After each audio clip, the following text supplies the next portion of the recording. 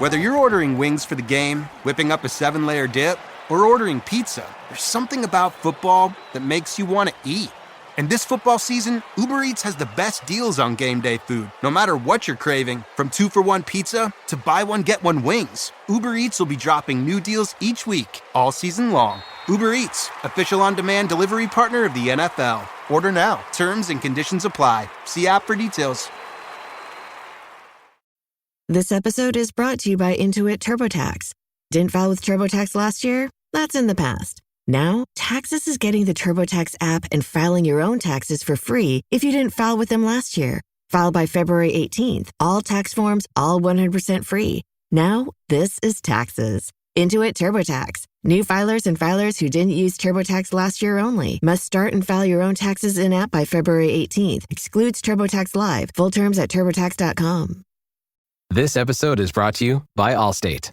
Some people just know they could save hundreds on car insurance by checking Allstate first. Like you know to check the date of the big game first before you accidentally buy tickets on your 20th wedding anniversary and have to spend the next 20 years of your marriage making up for it. Yeah, checking first is smart. So check Allstate first for a quote that could save you hundreds. You're in good hands with Allstate. Savings vary. Terms apply. Allstate Fire and Casualty Insurance Company and Affiliates. Northbrook, Illinois.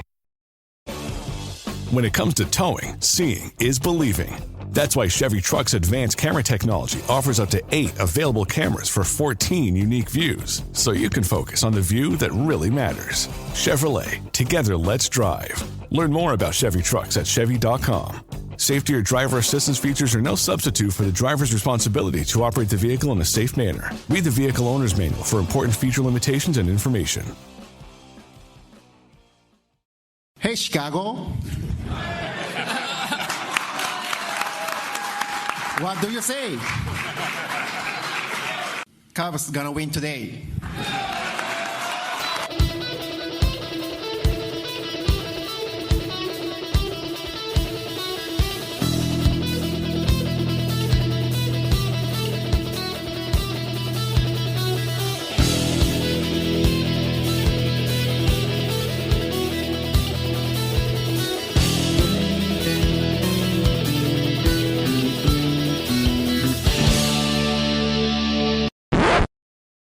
Welcome back to another exciting edition of the Pointless Exercise podcast. It's time for the Cubs podcast with Praz and Oleg. Guys, Hello. How are you doing? Doing well, Andy. Thank you for having us on again. Good to see both of you at this exciting Cubs season, which gets better all the time. They are currently in last place in the National League Central. I believe as of today, they have a worse record than they did through 73 games last season, too. Gosh. Did not think that was possible. I think we know what it's time to do. It's got to bring back Rossi. Can we first acknowledge the loss of the great Mike Brumley this week? Yes. Actually, that's what I thought the moment of silence tonight was going to be for. Yeah. But why would the Cubs have ever noted the fact that one of their former players died? Exactly. I noticed, I looked it up, that he was involved in trades for 2 Hall of Fame closers. He was traded. I see that now. He was traded from the Red Sox to the Cubs with Dennis Eckersley for Bill Buckner. Oh. And he was later traded to the Padres with Keith Moreland for Rich Goose Gossage. Wait, wow. You're telling me that Luis Salazar is not a Hall of Famer? Because that's another guy he was traded for. Was he really? I did not know he was traded for Goose Gossage. Yep. I didn't either. I knew the Eckersley thing. I knew they got him from the Red Sox. Uh-huh. But I didn't remember where he went.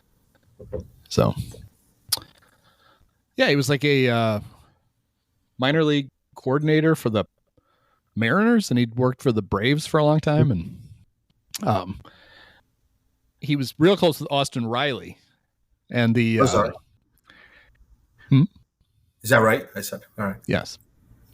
And one of the Braves beat writers teased that after the game, the Braves were going to announce that a person close to one of the current players had passed away.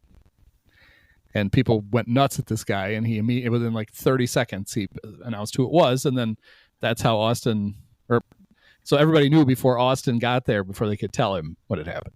So that was fun. And we had that's why I think the Braves were trying to keep it quiet. They were going to grab Austin after the game and tell him. Instead, every reporter already knew because this guy had like tweeted it all over. And then tonight, during the Cubs-Giants game, we found out that Willie Mays died. Mm-hmm. And apparently over on TBS, Bob Costas is doing a game, and he teased a death announcement. It's like, all right, after the break, there's huge news in baseball.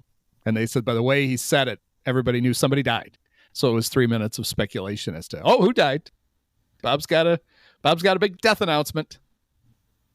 See, if I had been watching that live, I would have assumed that it was one of Pedro Strope's family members after the one time he was coming off the mound in St. Louis. Pedro would have to apologize for something. Yes. Yeah, it was ancestors. I saw that clip. It came up randomly on Twitter. I don't know if it was the anniversary of it or something, but it came up randomly on Twitter like maybe a week ago or so, maybe less than that. And I saw it, and it was like it's so cringeworthy. Yeah. I mean, so is what Bob Costas did tonight. Yeah. Bob's had an interesting career. Like, he's been legitimately great at certain things. Sure. And also kind of a penis. I got really tired of him doing national baseball games during the steroid era when every game was a 2-hour lecture from Bob in a 3-hour game about steroids. It's like, we fucking get it. Just announce the game. We don't need it every week. We just can't. If only the booth could have been him and Frank Thomas together, just waxing poetically about how like the game should be played the right way. Hey, Frank, we have the Auburn strength coach on line 2.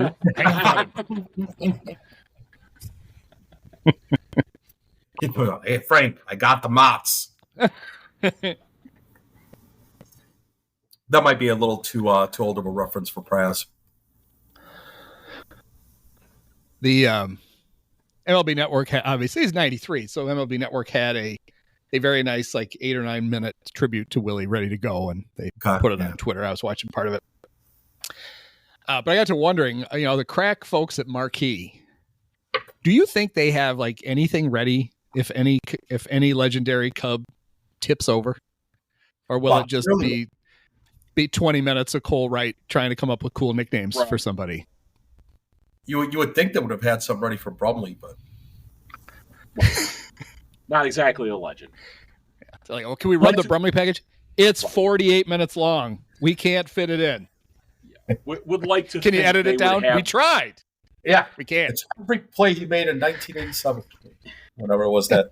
Yeah, would like to think they would have something at the ready for Billy Williams or Fergie if they were to go. But knowing Marquee, probably not. It's funny though. There are people who don't know that like news organizations do that, and they can't understand. Like, wow, how did they throw that together so fast? Yeah. But there's that incredible Saturday Night Live where Dana Carvey is playing Tom Brokaw, and they keep giving him different scenarios for the death of Gerald Ford. Gerald Ford, dead at 74, attacked by Wolverines. Really? I've seen that clip. There's they give him 11 different things to read off. They get more ridiculous every time. Do we think that might happen? No?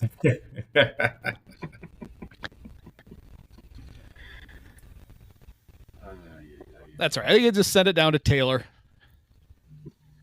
She can handle it. She'll be by the parents of the deceased players' graves. Yeah. Holy crap. Oh, man. Looking for an interview. Yeah.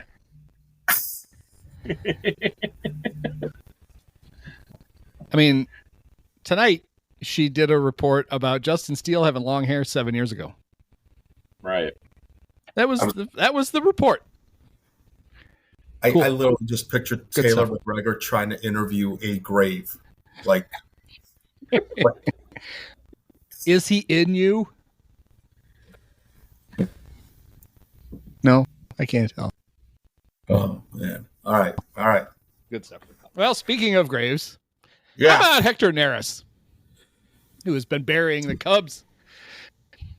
Speaking of someone who should be apologizing to his ancestors. So I know people made a big deal out of the fact Counsell got asked last night if Hector was still going to be the closer. Okay. And he didn't really say yes. He basically said, he didn't say no, which pissed everybody off. He basically was like, well, we got to have everybody down there ready to do their blah, blah, blah.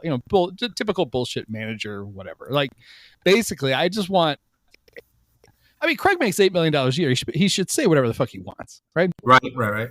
He should be like, well, they all suck. I just have to pick one. What do you want? What would Lou, what do you want me to do? What do you want me to do? This is not a push button operation. Why hasn't Steve Stone ever been a manager? Yeah. Tell me when Lou said something wrong. Because Sam Friday with Madden's the same way. I don't know. He's got to try someone else, right? Like, yeah, and I think Leiter, Miller. Yeah, it's at this point. I think this is how sad it is. It's got to be Tyson Miller, a guy they got when the Mariners released him. Like, well, yeah. It could be Leiter, but it could be. Except his last two appearances make you wonder why you would do that. They just showed that home run that Andrew Bailey hit off of him. That thing hit the right field video board almost on the way up. Like, that was that should have been worth more than one, just for how far he hit it. But I think the worst thing they did was they squandered Ian Happ's second right-handed home run of his career. Correct. That was something. Thanks for reminding me. You owe him another letter of apology. Yeah, second of the season in a go-ahead scenario in a game they wound up It's funny, losing. though, the gaps in between these letters of apology that I need to write him, he's very bad. It just happens to fall on right before we record. Yeah. We should do the podcast, for Ian's sake, we should do the podcast more often. Although, I was going to tell you guys, I bought us all tickets to go to the Music Box Theater to see him record his podcast in person. All right. Well, we're going to go see how you do a real podcast. Yeah, I can't him some believe tips you on how to haven't do a been invited. I was going to look that up. How many does he think it seats? I've been in the Music Box $30 tickets. Holy, really? 30, yeah. It's going to sell out. Like It's got to be. There's unless they've remodeled recently. I haven't been there in a few years. 700 seats. There's 700. Okay. Oh yeah, I guess the main one. All right. Okay. All right. Wait. There are also two auditoriums. Oh, there's two. There's a 100-seat one. That's got to be where it is. Yeah, right? I thought there were two. Okay. Two and then there's a small ones, 700 one seat. big one. Okay. All right. So he'll be in the little one, and he can probably give away 89 tickets, and it still won't be full.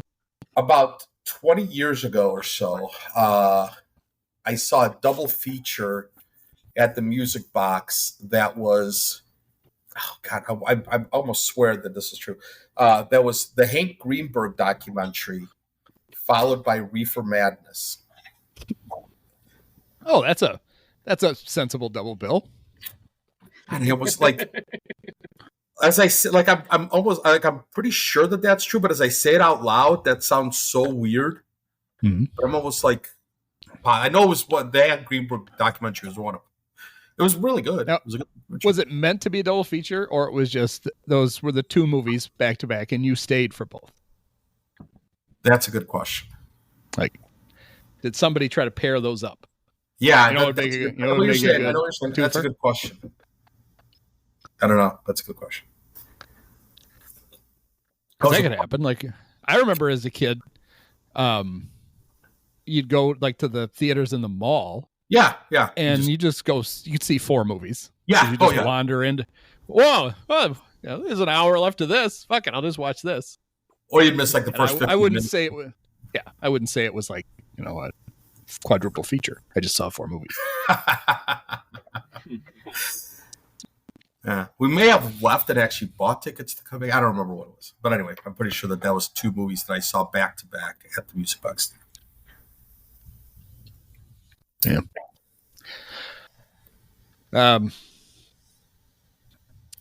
So the Cubs have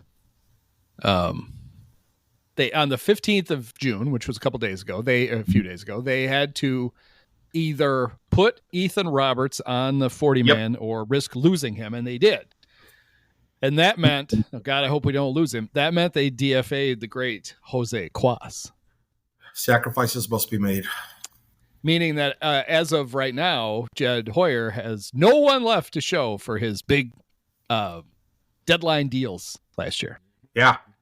Jamer and the Cuas. Yeah. Well, what are you going to do? Yeah. At least, even though it look, and maybe he'll still turn around, but maybe this is what he is. Velasquez isn't exactly lighting the world on fire. Is that the right metaphor? You know what, though? Like, this is kind of a similar trajectory as what, like, Jorge Soler had when he went to the Royals, too, and he's turned out to be, like, a pretty damn good ball player. So, you know. He was like with the Royals, right? No, well, the thing with him with the Royals is, like, the first 2 years he was there, 2017, 2018, he, like, barely played. But then he, like, really broke out in 2019. That was the year that he wound up hitting, like, 48 home runs and setting, like, the single-season record for most home runs by a Cuban-born player, I want to say. And like, he's been a pretty semi-regular player ever since then. So, like, and you know, who knows with Nelson Velasquez if he sticks in Kansas City or not? Because, I mean, Kansas City has been one of the best teams in baseball this year. And, you know, I can't imagine that if he keeps at least hitting for the same power that he has with them, that they're going to let him go. Kansas City's pretty good. I think they got guys who play, whatever. They don't have to. Velasquez isn't going to make or break that team. That's true. It's more so Bobby Witt than anyone else. Yeah. He's got 40 hits, and 17 of them are for extra bases.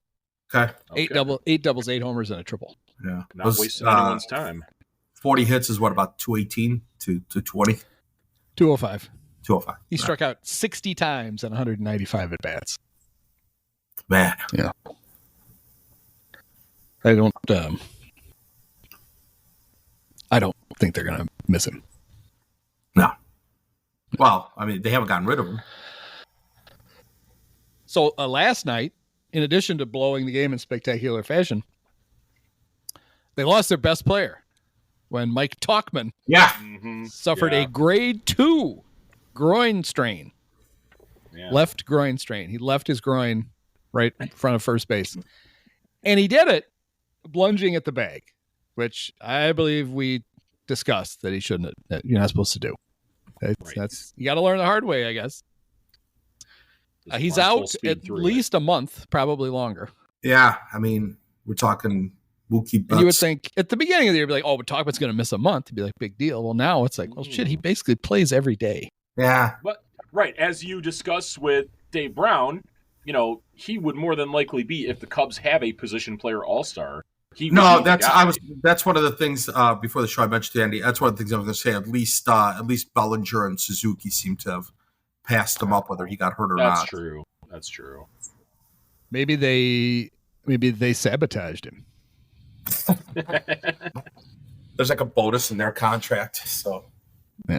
Who knows what Cody did around the bag to make poor Tauchie slip. But don't worry about it because they filled his roster spot with the best possible guy. Miles Mastrobuoni is back.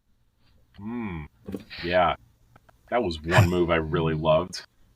Love to see an outfielder go on the injured list and not be replaced with an outfielder from Iowa when there are two pretty damn good outfielders on that roster currently, in Owen Casey and Alexander Canario. But nope. Let's bring back Miles Mastrobuoni again. But you can't possibly think that you're going to play those guys in front of Ian Happ or right. Michael. But what it does is a game like tonight where you've got Seiya DHing. You have all your outfielders are in the lineup. You don't have one on the bench. Yeah. The bench is Your bench is Mastrobuoni, Wisdom, who I guess would go to the outfield if you really had to. I guess Mastrobuoni could stand out. He was the opening day right fielder 2 years ago. Oh, yeah. Miles I remember Mastrobuoni. it well. I was That's there. right. But it limits. You've already given Craig a limited bench, and he's got a more limited bench now because he's got to move like 6 pieces around if somebody has to come out for whatever reason is. Yeah. But not hopefully, it's a weird thing to hope for. You would assume that means that either Canario or Brendan Davis wasn't healthy enough to come up, right? Like they weren't comfortable promoting either one of them. They've both been battling nagging injuries. Otherwise, what's with the infielder again? I heard today from your favorite score host, Danny Parkins, that a theory he had was that they're keeping him. Yes, great face. For those who don't know, Andy only people could see my mouth. Yeah. He made the assumption today that they didn't call up Canario because if they did, they would view it like other teams might view it as a showcase to trade him. And I guess that could be the case in Iowa either way for the Cubs. That if he were to struggle at the plate in the majors, that it would bring down his trade value. Okay. This is not 40. This is like 8-dimensional chess from the great Danny Parkins. Mm-hmm. I tried that. I'm still not sure I did. So if other teams be mad that they're showcasing Canario. So is his theory that they're showcasing him at Iowa right now? No, because they know he can handle the pitching down there. Spoke there. It was more so like the Cubs maybe view him as a trade asset and don't want to risk other teams seeing that he can't hit major league pitching all that well if he were to struggle. Yeah, nothing helps the guy's trade value more than you having an obvious need and not calling him up to fill it. Correct. That's all kinds of great. Other teams are like, well, Canario must be awesome. They lost an outfielder. They didn't call him up. Yeah.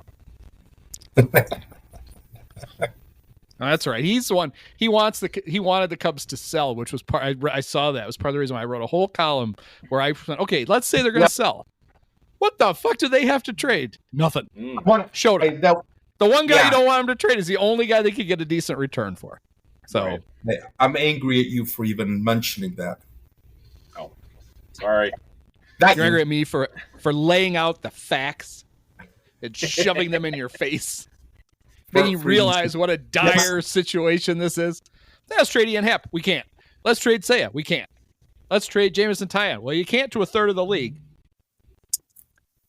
And the thing is that like you can't have this team bottom. I mean, I guess they are bottoming out, but they're stuck. They can't. It's not even that they don't have anyone to sell. They can't. Like that's. Yeah. I mean, I think the most likely scenario is they do neither. They don't buy, they don't sell. Yeah, because if they're they're going to be within striking range, whatever that is, of the playoffs because they're in the National League. It's just I mean, look how bad they've been, and they're still like 2.5 games out of a playoff spot. But you're going to look at it and be like, wow, what are we going to add to this that we can realistically get that's going to really help? And you're probably not going to come up with much. And then you don't really have anything to trade to get back younger players. You're just going to this is basically going to be the roster on August 1st, the one we got right now. Look, it's pretty clear to me that with both Gleyber Torres and DJ LeMahieu struggling for the Yankees, like you kind of have to offer them up, Nick Madrigal, for Aaron Judge.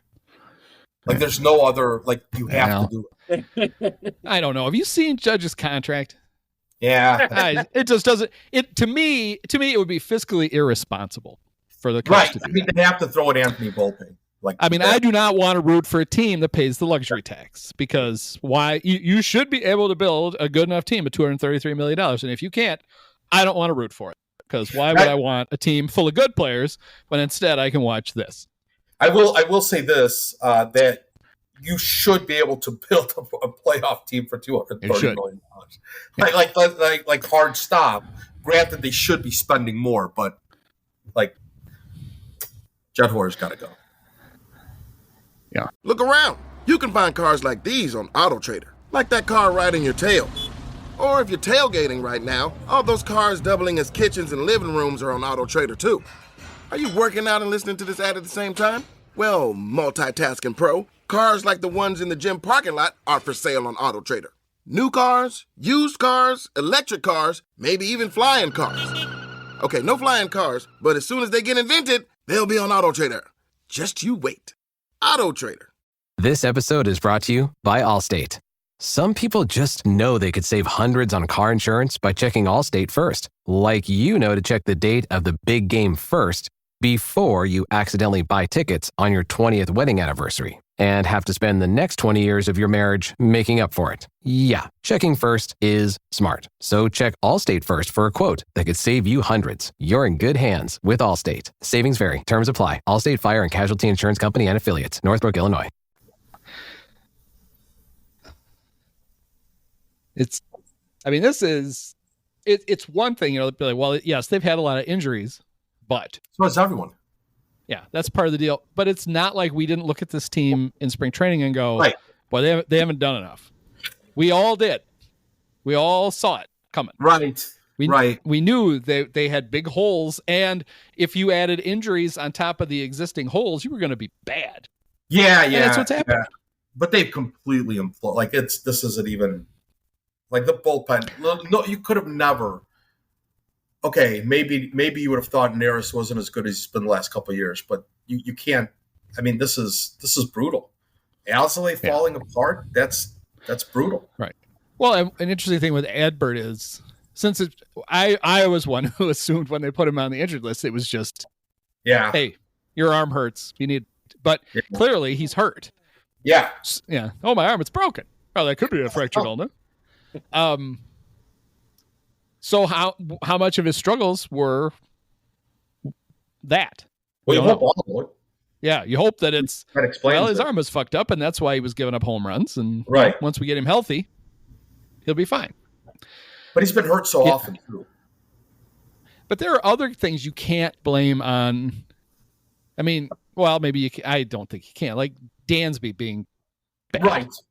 That was is that because he's hurt, or is it because he's just not good anymore and he's got 5.5 years left on that contract? Well, he was only good. He was only a good hitter for 1.5 years. It's not like he's had a long. Like he just bought into whatever adjustments he made, and this is sort of what you get. I mean, the lesson here. I think he may have even mentioned this. The lesson here isn't that you shouldn't spend on free agency. It's that maybe you should spend more on better players. It's worth spending more on Trey Turner or on Seager or whatever. What they thought they were getting in Dansby was a Gold Glove shortstop who was going to hit 20 home runs with a batting average and not a great on base. Instead, they got a guy who is still a good defensive shortstop, but he's not going to hit you 20 home runs, and he's going to be and you bought the back half of his career, where that stuff gets worse, not better. It's. I mean, you could. I guess it's fair and obvious to liken it to the Jason Hayward contract. And you just hope that the defense kind of holds up, and having Swanson at shortstop playing defense, although he's kind of taken a step back this year, is more valuable than Jason Hayward in right field. Yeah, a good defensive shortstop is worth more than a good defensive right fielder. So. Right. Yeah. The thing is, too, like that offseason with the big four shortstops, like the Cubs, if they wanted to really prove themselves as a contender, they couldn't come away with 0 of them. And they probably came away with the worst of those 4, but, he was also the youngest of those 4, too, and probably the most affordable of those 4. Wow, that's what attracted him to the Cubs. Yeah, he was the cheapest. Who's going to cost the least? And wait a second. Frankly, Semyon, granted Semyon was, 3 years older. He went for about the same money, about the same cost. He's 6 years, 175, I think. Like, that was the same year, right? No, it wasn't the same offseason, because that offseason it was Dansby, Correa, Trey Turner, and Xander Bogaerts. Yeah. Well, I guess And Trey was the Trey was the guy to sign. He's the best 100%. of the bunch. 100%. And he got off to that terrible start last year, and everybody's like, oh, the Phillies are screwed. And then from about the middle of June on, he was maybe the best player in the National League. He's so good. And then Xander was a guy who you knew was going to have to leave shortstop relatively quickly. The Padres, he made it 1 year. But he could be playing third base for the Cubs. I've looked. The Cubs don't have a third baseman. Correa wasn't good last year. He's been really good this year. He's been pretty good. And that was a guy because, the Giants had signed him and then they flunked his physical. And then the Mets swooped in like, well, we're not going to flunk him in this physical. And they looked at it and went, oh, God. And then they flunked him. And that was a time when if the Cubs wanted to flex their, big market muscle, they'd have given him that 3-year deal. He'd be playing third base for the Cubs right now. But he went back to the Twins instead for 3 years. Was it only 3 years? Wait, well, there's weird options in it, and there's yeah. But the other thing though is that the Cubs ought to be able to afford to gloss over outspend those mistakes. That's what I was just going to say. Signing Dansby, if we didn't have experience with them signing a player who didn't produce to the level that they thought and then refusing to use their big marketness to make up for that with all the years with Hayward where they wouldn't, they can't bet on Bryce Harper. We can't keep Nick Castellanos. We can't do whatever because we got this Hayward contract. Signing Dansby to play short and not hit a lot, but be a good defensive shortstop. But no matter what you pay him, shouldn't really be a big deal for the Cubs. Right. That's what he cost. That was his acquisition cost. Right. But we know they don't operate that way. Right. That'll be well, Jed, we gave you that money for Dansby, and now we can't give you that money for somebody else. It's like, well, that's not how it fucking works in the real world of baseball. But they still signed Mancini for $2 and $15. Yeah. Oh, he made a lot of weird little half measure. Yes. And it just the no trade clauses are the most annoying part of this whole thing. Just you get one and you get one, and it's funny. I remember when Theo first came, he insisted because he'd gotten burned by him in Boston. Yeah. We're not giving no trade clauses. We're just not going to do it. You don't need to do it. We'll just pay a little more, and then it doesn't work. In order to get these guys, they have to give them no trades. I would argue you did not have to give Ian Happ a no trade clause. No. Especially like you hear him talk about like how much he loves it here and how much, like. And I think you probably did have to give it to Seiya. Right. Yeah, it's fine. Are you gonna uproot everything come from Japan, and then after 6 months they're like, hey, you enjoy Milwaukee, Right. But do they really have to give Jimmy Tyon a 10-team no trade clause? It's like, Jameson, don't worry, your contract is a no trade clause all by itself. Don't worry about it. We don't have to do. Well, it's an extra hoop to jump through if a team's like, hey, we could use a fourth starter. Right. Well, he's on the list, and so either the Cubs have to sweeten his deal or the other team does, and the other team's just not going to do it. They're going to be like, oh, fine, we'll find somebody else. And the Cubs are like, oh, we almost had him traded.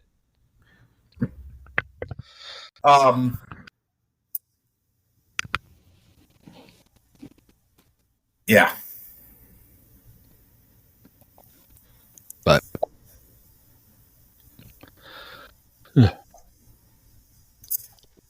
I don't know, the Theo deal might still work out. That's still okay. It's just it's frustrating. Yeah, I mean that's another one where he's supposed to be your third starter, right? Yeah.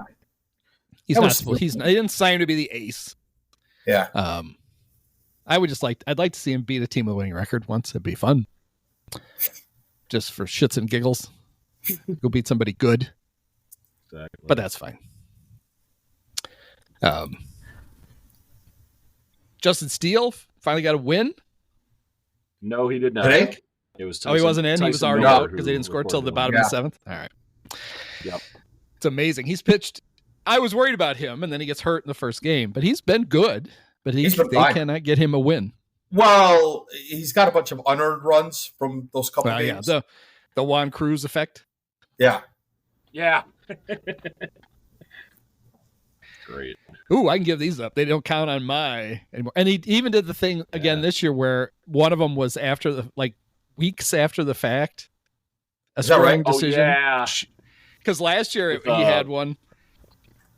Chopped up more than a run off his ERA. Oh wow! And this time, and this year it was another one. Now it was about this time of year too, when if it leads to 2 or 3 runs, it makes a big deal on your ERA. Yeah, exactly. And this year it was a morale play that they had called a hit, and they changed it to an error. And it shaved, I think, a full run off his ERA. That's pretty funny. Right. Yeah. I remember that. It was like an error that led to like a grand slam against the Red Sox, I want to say. And like it like shot him up in like the ERA leaderboard. And like for a long time when he was kind of like looking to be one of the front runners for the Cy Young, that's what made like a huge impact on it.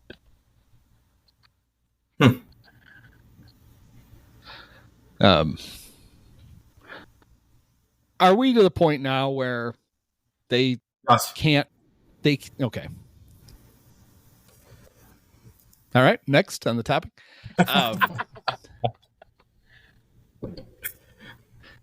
Don't we just have to shoot Yan Gomes into space? You know, you got to pull somebody off the waiver wire out of see what the Long Island Ducks have catching. Actually, Yan, it's time for Yan to have an injury. Park him on the injured list and bring somebody else in. Well, I feel like he does something to the pitching staff. Like, there's got to be something that he does behind the scenes, like other than like I don't know. Well, does he get the pitchers ready? Yeah, that's why I think he could. You know, he's an old catcher. Of course, something's throbbing. Yeah, put him on the injured list. They did just promote who was it? Moises Ballesteros. Yeah, to AAA Iowa, and as we always say, when a player goes from AA to AAA, you're kind of wasting your time in AAA. Absolutely. So why not? If you think he's ready, with a catcher, I don't know. It's a Cubs. It's not. Some teams probably have like. It gets a little more like game planning gets a little more detailed in AAA and that kind of stuff, and they really want to see if the guy can do it before they bring him up. With the Cubs, I doubt that that's the case. Hey, Moises, go catch this guy. Is he right or left hand? We're not sure. You'll find out when you get to the bullpen. I don't know. Have you guys by chance seen what his nickname is? It's pretty awesome, actually. The koala. No, it has to do with his actual name, Mo Baller. Mo Baller. Huh. Yeah. Mo Baller. Not Mo Past Baller. Past balls. Past balls. Bite us one day. Yeah. It's a thinker.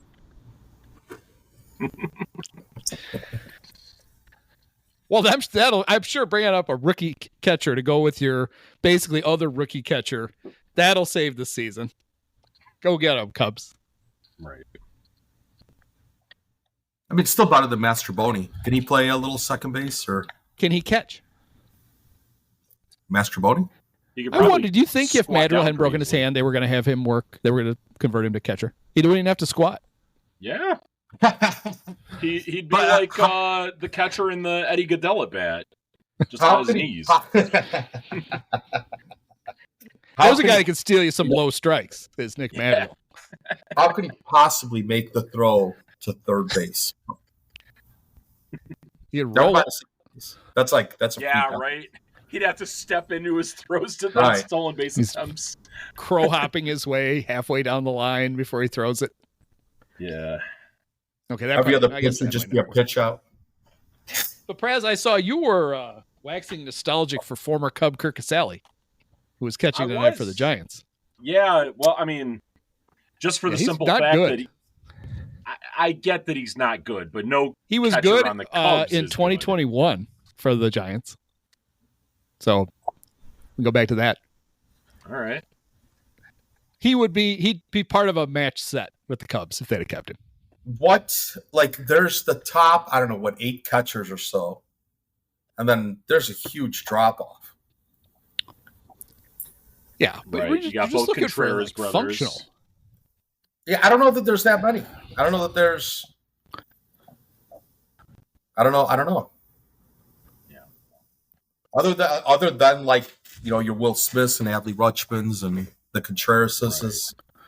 That's true. There's not really a middle ground much for catchers. Right. It's not like the Cubs had one of those guys and let him go for no reason. Yeah. Mm-hmm.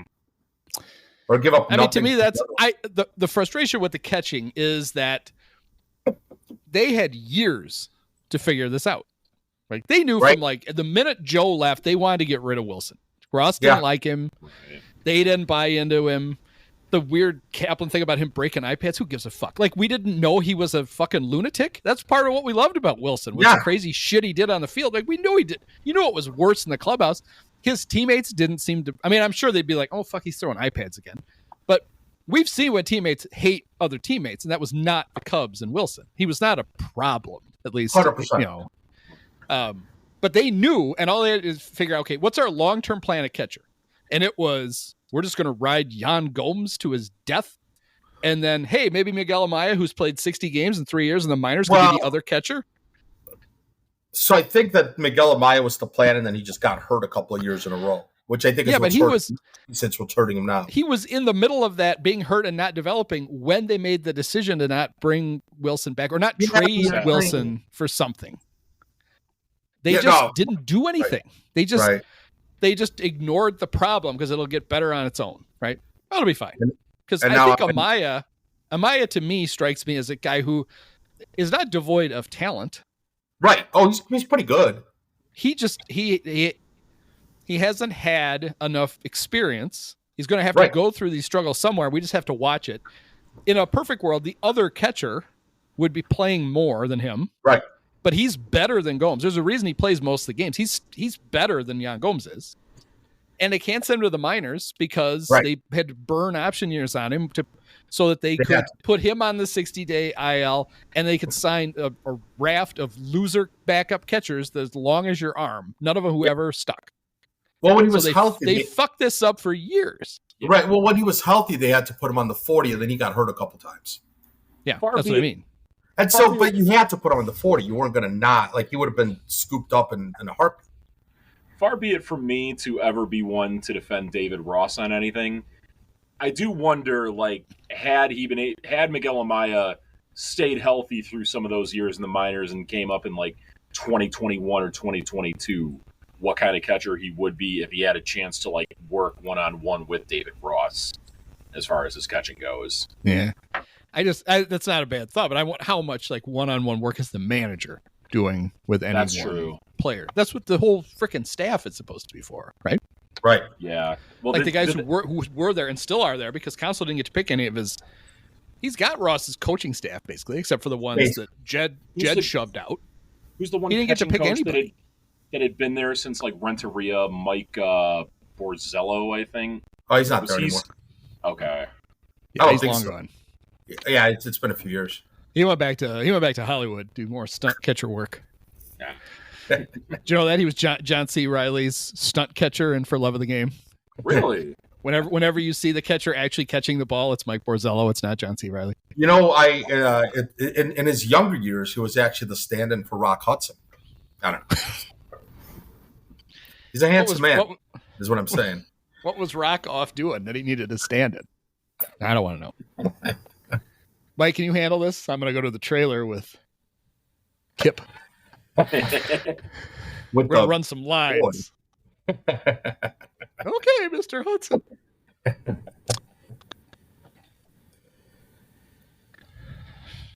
I mean, I don't think that I would so much mind the catcher. Like, all right, you got one empty spot, you got a kid in there, like, let him develop. It's cool if everybody else didn't suck, or almost everyone else didn't. Well, and you brought this up, and I agree with you. Everybody's making a huge deal out of the fact that Yan and Miguel don't throw anybody out.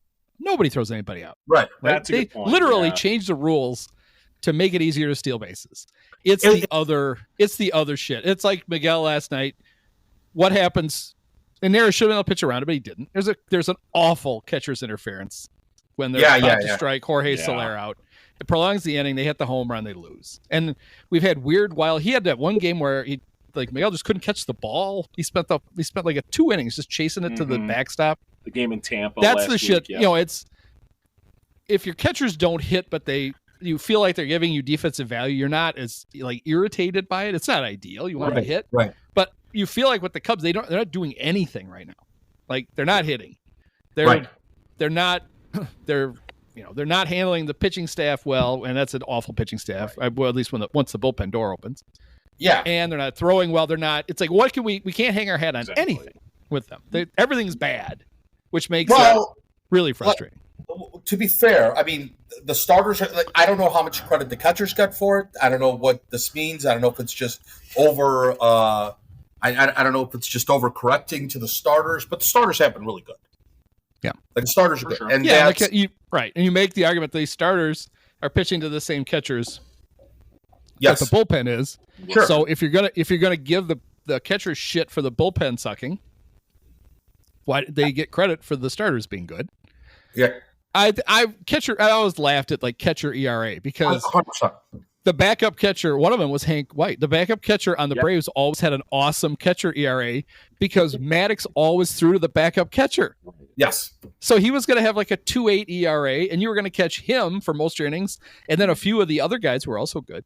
Your ERA was going to be better than Javi Lopez's because Javi had to catch everybody, and you got to cherry pick the best ones. Yeah. I wonder what the hell like Michael Barrett's catcher's ERA like the few years he got to catch Greg Maddux or Mark Pryor was. Because, like, you know, obviously Michael Barrett, not a good defensive catcher. But yeah. Had the privilege. I had another thought. You know, I was joking they should bring Ross back. What if they brought him back to catch? Yeah. Isn't Looks like he keeps himself in shape. Montero's got to be available. Oh, he's can you imagine Miggy trying to squeeze into the chest protector now? Dude, it would rock. He could barely do it when he was still playing, much less now. Care. He's my hero. I mean, Miggy's awesome, and Miggy should be. I've lobbied for this. I'll continue to lobby. Miggy should be on the Cub postgame. Like if Miguel Montero was on the Cub postgame, wouldn't everybody have watched the postgame after Neris blew the save on Tuesday night, or Monday night? We all would have watched it. I would probably subscribe to Marquee. Yeah. But I mean, Miggy got the Cubs were so pissed at him in 2017 because he showed up so out of shape. Yeah. And they were just like, what the fuck? That's why, he had the disastrous day in Washington with Jake not holding anybody on. Nat stole 7 bases. And he thinks that was that was like the final straw. We're like, fuck this. He's got to go. But yeah, he's awesome. And we'll always remember he only had 2 hits in the 2016 playoffs. He had a grand slam to win game 1 of the NLCS, and he drove in the eventual winning run in the World Series with his other hit. So you're only going to have 2 hits. Those are great ones to have. Yeah. I love that, man. That grand slam, that was the NLCS, right? So they just beat the Giants in that big, huge, and then they went down to the Dodgers, and like that whole thing was. Well, they had just blown the lead, right? And everybody's like, "Oh, fuck. Yeah." Or something. In the game, they had blown the lead. Yeah. Yeah. It wasn't like they didn't have like a 7-0 lead that they blew. It was like 4-0, I think. Yeah, 4-0. Was that what it was? I didn't realize that was that bad. But anyway, like it was off of who's that? Joe Blanton. Yeah. And Joe's next pitch, hardly anybody saw it. Dexter homered before anybody. The cameras couldn't even get back on the field, and Dexter was rounding the bases. Well, okay, going in the other direction, do you remember what happened right before Miguel Montero came to the plate? In that the Dodgers, I think it was probably more so Dave Roberts' decision, intentionally walked Jason Hayward to set that all up and load. Oh, yeah. Yeah. But that was when we still thought Jason Hayward might be good. Or all right. We knew that year was a lost cause.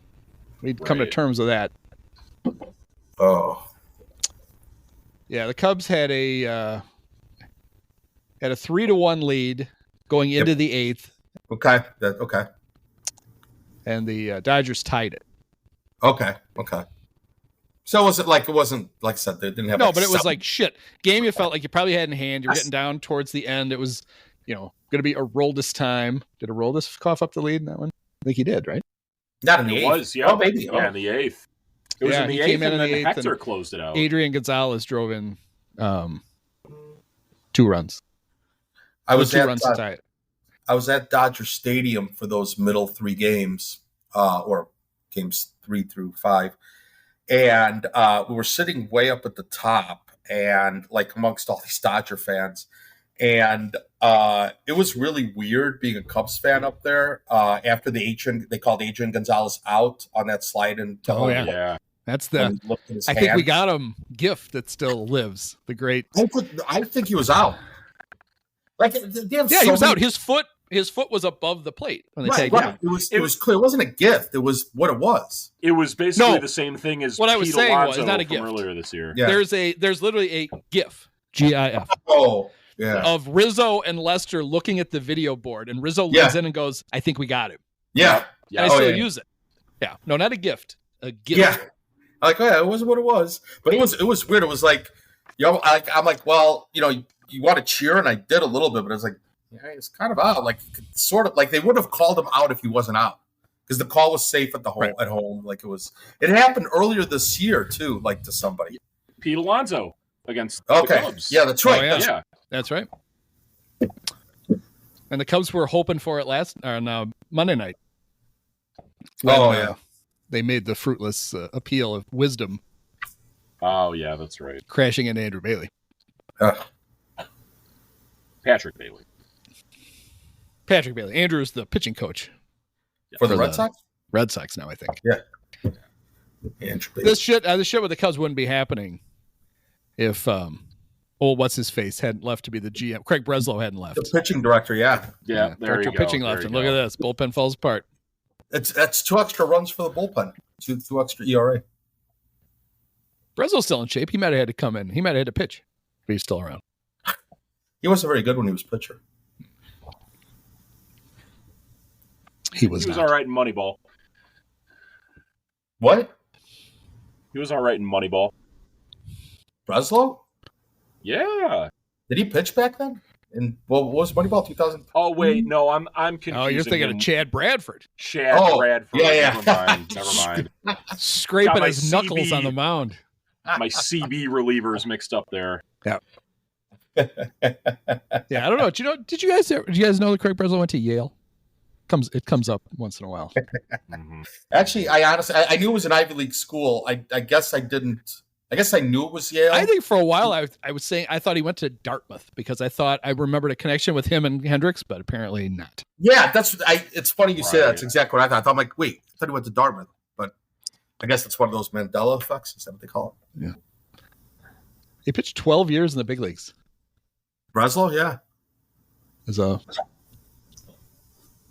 lefty. Is he really? He was eventually put an asterisk on it. He was eventually in Oakland A during the time that Billy Beane was GM, so I'm somewhat justified there. Okay. Yeah, only 10 years after Moneyball, so it's close. Yes, you missed it by that much. Correct. Oh man. Sorry, go ahead. No, go ahead. I was saying, whose baseball reference page do you think is more impressive, Willie Mays or David Bodie's? I mean, wow, that's a trick question, right? If only they put like if only they put like the specifically game-winning RBIs on there from all the ones that Bodie had in like 2018 and 2019. Only because they didn't keep track of game-winning RBIs when Willie Mays played. I will say this. It seems like Willie Mays just played so long to get his counting stats up. Yeah, clearly. He was just hanging on at the end. That's why it's funny that I noticed that when he was 40 years old, he led the National League in walks with 112 and on base average. Thank you. He had a 990 OPS in the playoffs that year at 40 against the Pirates. Because everybody remembers, Willie fell down in the outfield for the Mets. He's 43 years old. Right. Should have been DHing at that point. The guy. It's funny to look at the guys most similar by age. It's all. Let's see. It's you're like talking Duke's, like the similar batters on. Yeah, Vladimir Guerrero, Senior, Hall of Famer, right? Duke Snyder, Hall of Famer. Mm-hmm. Frank Robinson, Hall of Famer. Mickey Mantle, Hall of Famer. Albert Pujols, going to be a Hall of Famer. Dick Allen, probably should be a Hall of Famer. Vladimir Guerrero Jr. at 21. And at 20, future Hall of Famer Jason Hayward. I was just going to bring that up. See? But it's funny because at 21, Willie did not have a good year when he was 21. Right. Willie did have a good year at 20. He was Rookie of the Year. Hayward had a really good year at 20. Because everybody thought he was going to be a star. Yeah, and then had a really good first professional at bat against Carlos Zambrano, if I remember right. Yes. Yeah. Chip Carey still screaming about that. Yeah. Yeah, I mean, there is a, how about this for a transition? There is a Willie Mays, Ryne Sandberg connection. Oh, really? Right? It came when Sandberg first came up, he struggled. He couldn't, we famously could never get a hit in April. And his first year with the Cubs, it was his rookie year because he'd only played a few games for the Phillies. He was awful. Yeah. And at the time, he was like, it was bad. Whatever. Yeah. They started him out at like third base those first few years, right? Yeah, and he was really good. There's a parallel universe where he never leaves third because it's probably would have been easier to have found a second baseman. Sandberg would have been a Gold Glove third baseman. It works out fine. But then you don't get he's a Hall of Famer. Yeah, then you don't get Ron Say. Right, he got moved because of Ron Say. The Cubs got Say and they moved Sandberg. Okay. But anyway, so the parallel there was the story that you heard at the time was Leo DeRocher, when he was manager of the New York Giants, Willie Mays as a rookie had a similar slump, and Leo kept playing him. Basically said, "You're too fucking good not to play. You're gonna hit. Don't worry about it." And so when Ryan got off to that horrible start, that was the story that like Harry or whoever else Lou Boudreau most likely would tell that story. As the kid's good, just leave him alone. He's gonna figure it out. Sure. And he did. And so this coming Sunday is Ryne Sandberg Day, the Cubs. Yes. Praz is going. He's going to cover the event for us. Yeah. And they're going to unveil his statue. And ESPN fucked the whole thing up. It was supposed to be like the statue thing at like 10 or 11 o'clock. Games at 1:20. ESPN's like, nope, got to have Cubs Mets on Sunday night. Oh, God. So now it's a 3 o'clock statue unveiling and then a 6:10 start. And we're recording this on Tuesday, and they've made it all this time, and nobody still seems to know what the pose of the statue. But I think I know why, because it's controversial. It's Ryan and Cindy from the retirement post press conference, and she's got the corn cob dress on. Yep. It's a shame they couldn't have done it when the Cubs are playing the Nationals later this year, and Dave Martinez could attend too. Yeah. Got a special guest for you, right? We flew in Rafael Palmeiro too. Couple of your old teammates. Punching Davey Martinez, and it's just right. What do you think Ryan's reaction would be if they whipped it over and there it was? He'd just flip everybody off and walk out. I would. Like, fuck you guys. I never liked you. I wanted to go to the Hall of Fame as a Philly anyway. Yeah, right. As like a Phillies minor league manager those 2 years. Iron Pigs. Hey, he got to manage them for real. He did, yeah. Placed Charlie Manuel, I believe, in like 14. That was so weird, like how when was it? It had to be in about 06 or so, right? Was it the loop when Lupin? I'd have to be up there. When everybody, like so many people were clamoring for Ryne Sandberg to be the manager of the Cubs. That was more like end of Lou, like 2010. Okay. Yeah. I never. Well, let's see. He managed the Phillies from 13 to 15. Okay. Oh, wow. And he started, he volunteered. He went down, he managed the minor leagues for the Cubs. Yes. And I just remember thinking, why? Like, there's a personality you have to have, right, to be a manager, I think. And you don't seem to have it. I've always thought that I think I have a skewed view of Ryne because he was so quiet. I always assumed he was a dullard. Not every baseball player has to be real with it. Right. In fact, in a lot of baseball players, it's a good advantage to be a little on the dumb side. See ball, hit ball, run around. That's all you have to do. But he's clearly not dumb. Yeah. But I just get the feeling if he sat in an interview, if you interviewed him to be your manager, you would finish the interview and go, "Seems like a nice man. I hope maybe he'll go manage somebody else's team." Better to be him than Ian Happ. Yeah. Who everybody thinks is this intellectual because he went to the University of Cincinnati. Clearly, there's a guy who's got it all together. That's the Harvard of Ohio. And really, I mean, if you're sitting there, you got to decide between Ryne Sandberg and Mike Quaddy. You're going Quaddy every day of the week. Well, you got to go with the personality. Go with the guy giving everyone all the cool nicknames. Now, I've said this before. We're talking Moneyball. To me, the actor who played Mike Quaddy, he really half-assed it, right? I mean, this is a role of a lifetime. You're playing Mike Quaddy.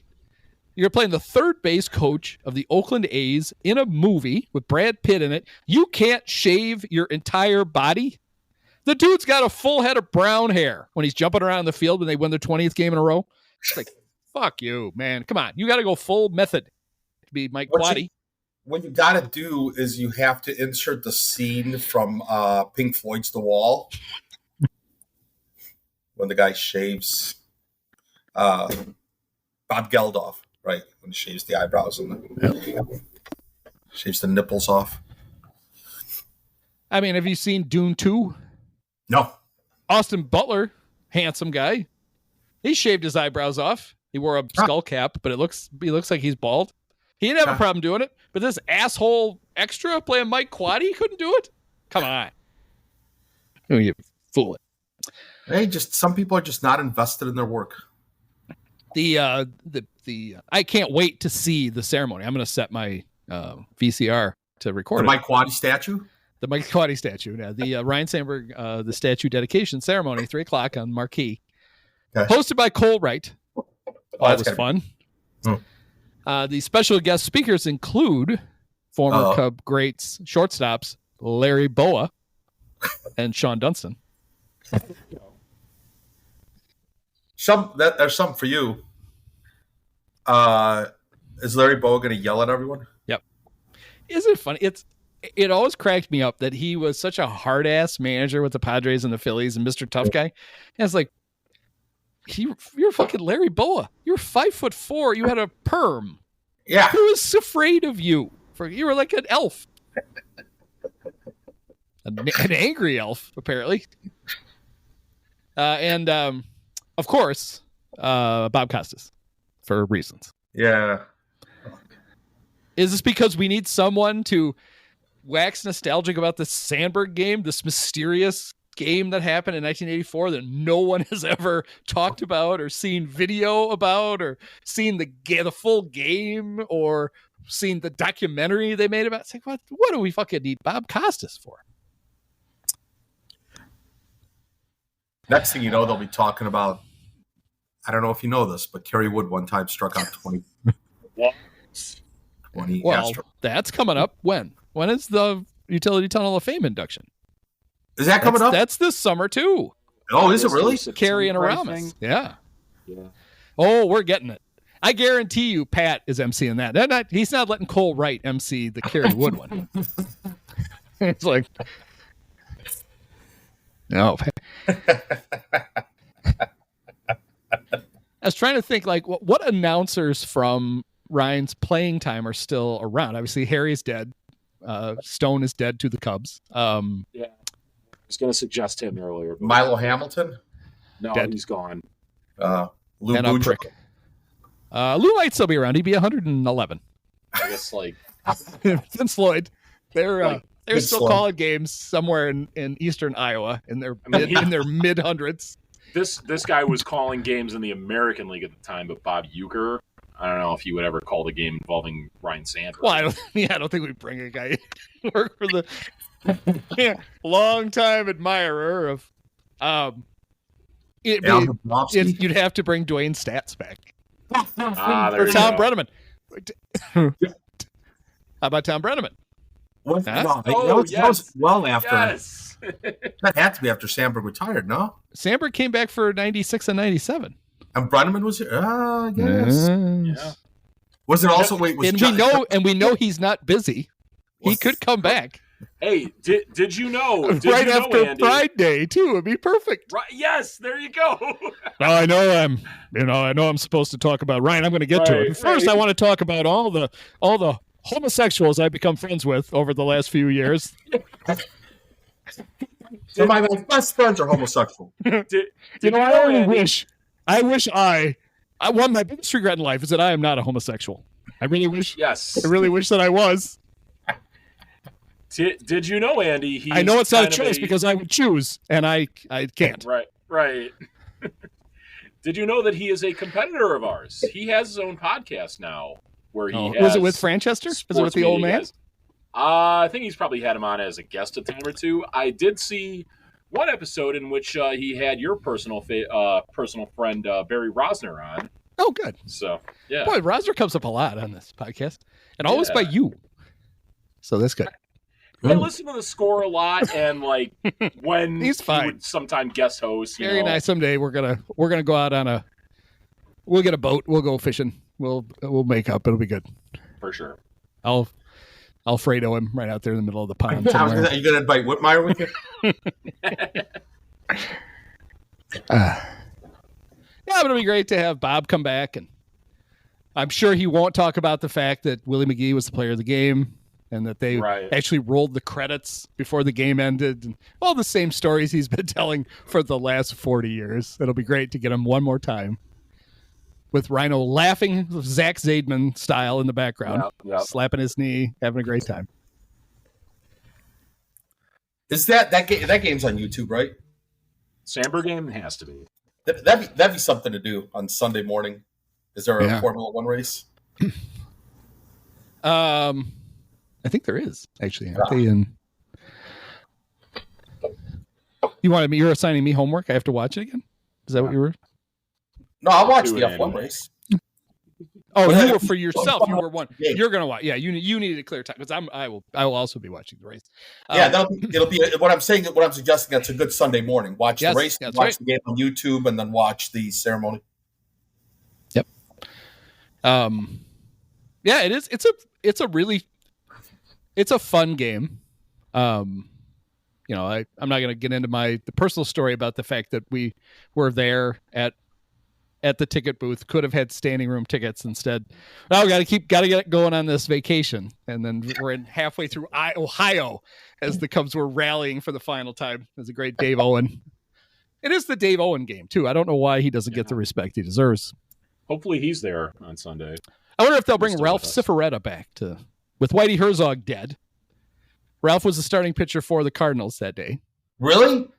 Yeah, when I had my little afternoon with Whitey down in Baseball City many years ago, he was telling stories about Ralph and about Ralph bitching about not getting enough starts. And Whitey's like, well, we gave you a fucking 6-run lead against the Cubs and you blew that. But he didn't really. I remember looking like he leaves the game and that's when the Cubs start to rally. I swear I thought it was Dave LaPointe.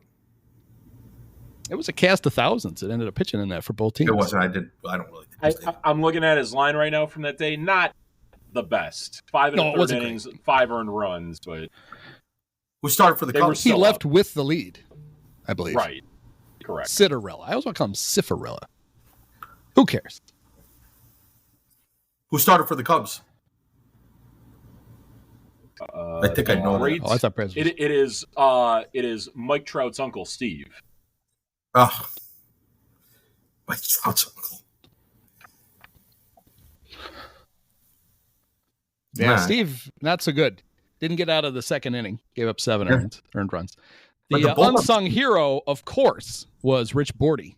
Guy that still mad. Still mad they left him off the playoff roster. He was their best non-Lee Smith reliever that year.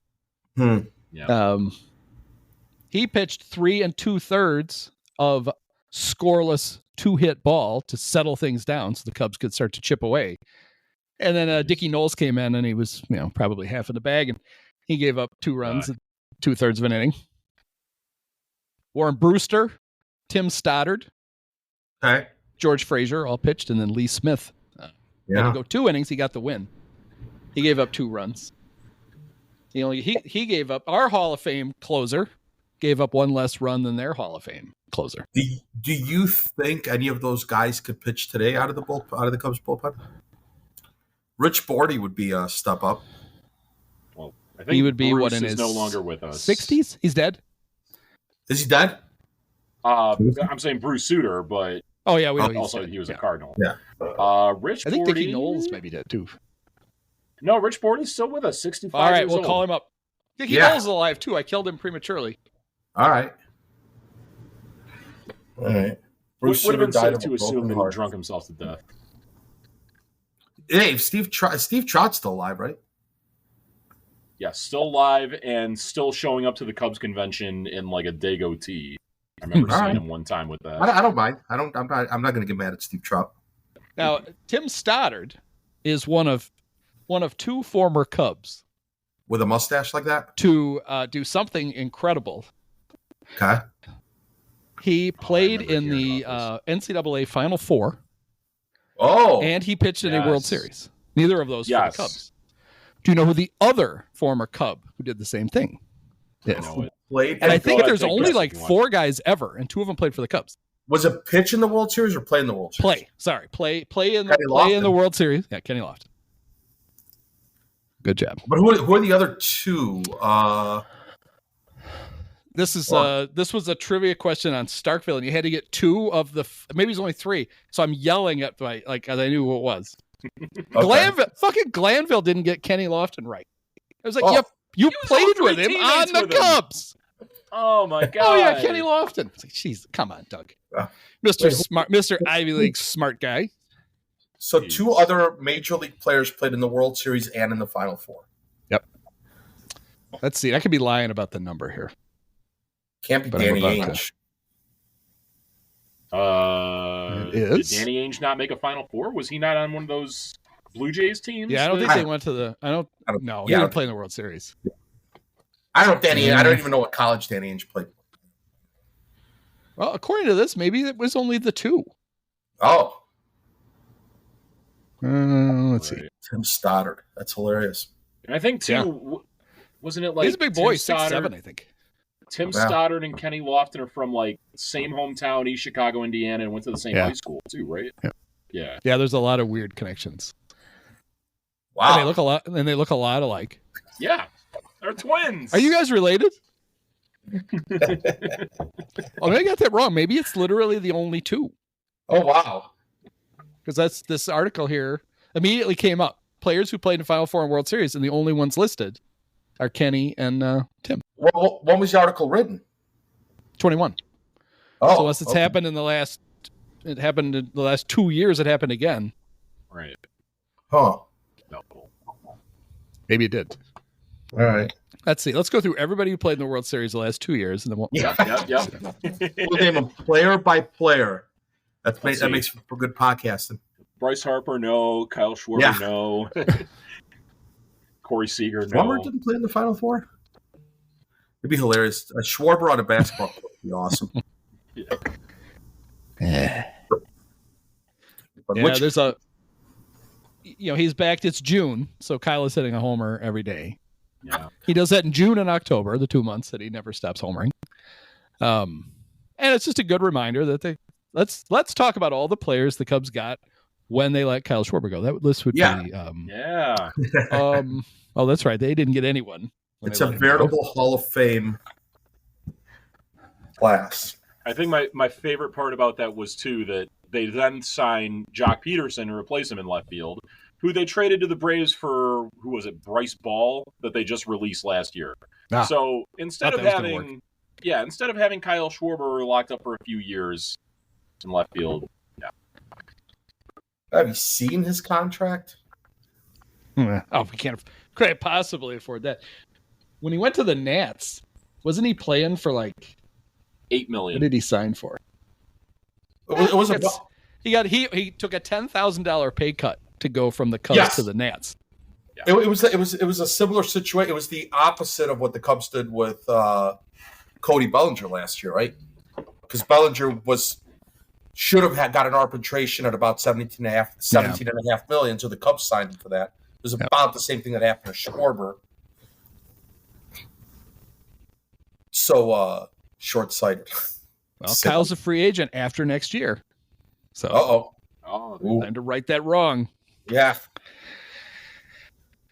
Well, the time to have right to the wrong would have been in 22 when they had cleared the books. They had gotten rid of everybody. And you could have gone out and signed and realized, because Kyle had turned it around. He played well for the Nats, played really well for the Red Sox. It's like, okay, we fucked that up. We didn't lose anything when we got rid of him. We don't have to give up anything to get him back. Let's just pretend let's pretend that we sent him off on, like a sabbatical for a year. And now he's back ready to go. But no, Eddie and Happ.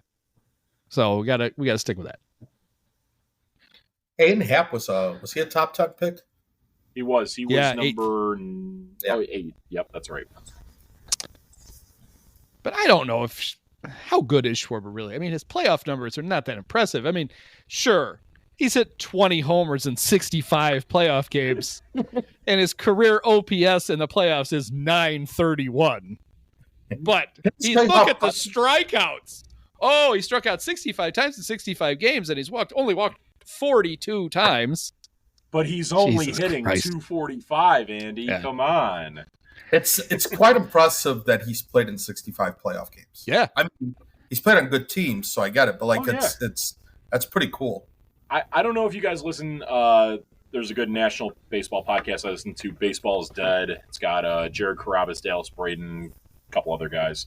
Okay. They brought it up a couple days ago that like Kyle Schwarber might have like the best like career life of any active Major League Baseball player right now.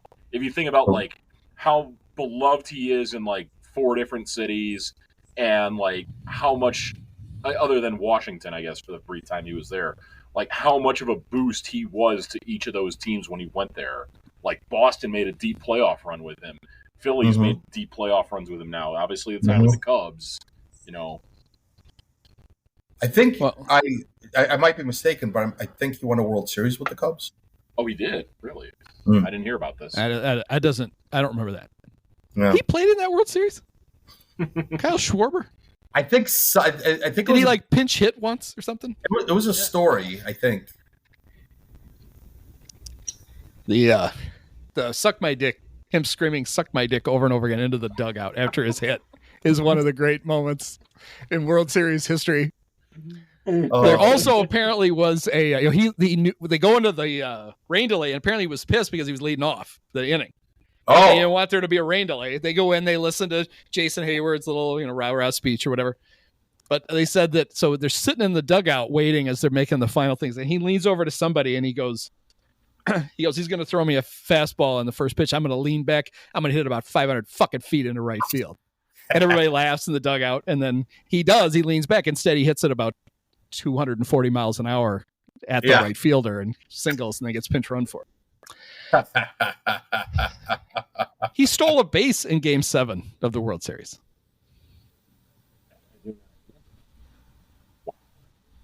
I believe he and Javi both did that.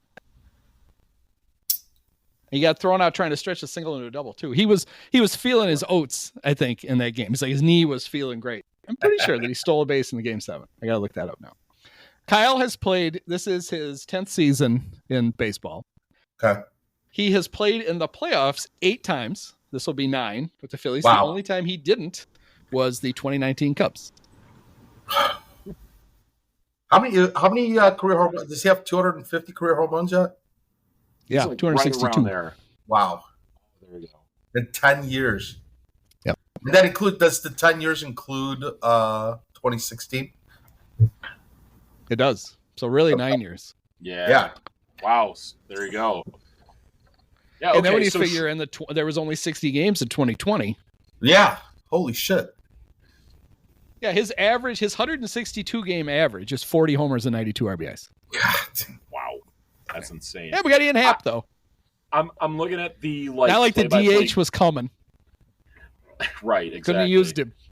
I'm looking at the play-by-play game log right now from Game 7.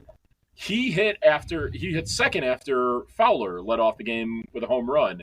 He got on with an infield single to shortstop and then stole second. really showing those wheels. Why do you think they had a pinch run for him with slow ass Albert Almora in the 10th? Yeah. He wouldn't have missed the plate and had to go back and retouch it like Albert did. How does Chet Hoyer still have a job? I don't know. It's fucking maddening. That's okay, because why do we want any fun guys on your team, too? Right. Hey, we got Shota and Seiya and Cody. Yep. None of whom speak English. Cody should do a shtick where he gets a translator just to translate his California into English. And he's talking to Taylor, and he's just points at the translator. Yeah, got it. You got to ask him. So, especially if it's the old lady from Airplane. Yeah. Barbara Billingsley. Yeah. June Cleaver. I speak jive lady. Yeah. Is that she's Chad the best. Billingsley's mother? Yes. Yeah. Remember Chad Billingsley? Yeah, Chad Dodgers Billingsley played on the reliever same team with Blake DeWitt. It was Joyce DeWitt's. Let's please not bring up any more. Somewhere Bruce 2008 Miles Dodgers. is writing this down. Chad Billingsley was Barbara Billingsley's kid. How did I not know that? Yeah. I can write some up for the Daily Herald. Pitch that. Yeah, but Taylor could ask, she's okay, I asked Cody how he's feeling about his recent hot streak, and the translator asked him, Cody, shit, dude. And the guy's he feels great, and he's made a lot of adjustments. It was what does that have to do with anything else? Cody's good. The guy's having a good year. There's little bits of hope. I don't know. Am I being too optimistic? No, this is what the owners wanted. This is what they're getting. Yeah. The Giants and the Cubs are the same team. Yeah. They're mirror images of each other, and they're not alone. We watch the Cardinals. The Cardinals are not good. Right. They're not. They fucking can't score either. It was like a pillow fight watching those two. Yes.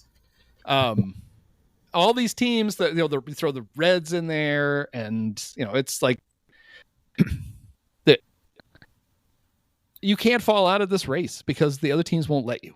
Nobody can get their shit together, and so if the Cubs get to a point where some of the guys get their shit together, other guys get healthy, they can lead us to the inspirational 81 wins and the third wild card, and then 2 games in the playoffs, and then it's the off season.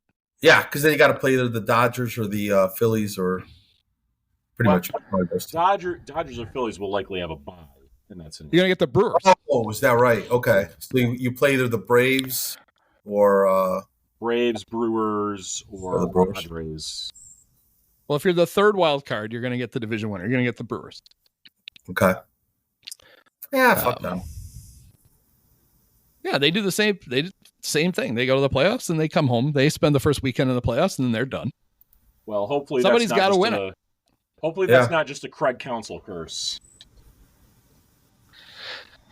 Yeah, I don't know that the missing link for playoff success was Pat Murphy. I don't know that that was true.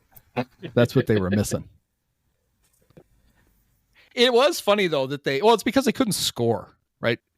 Yeah. For years they had those pitchers when they had the 3 of them.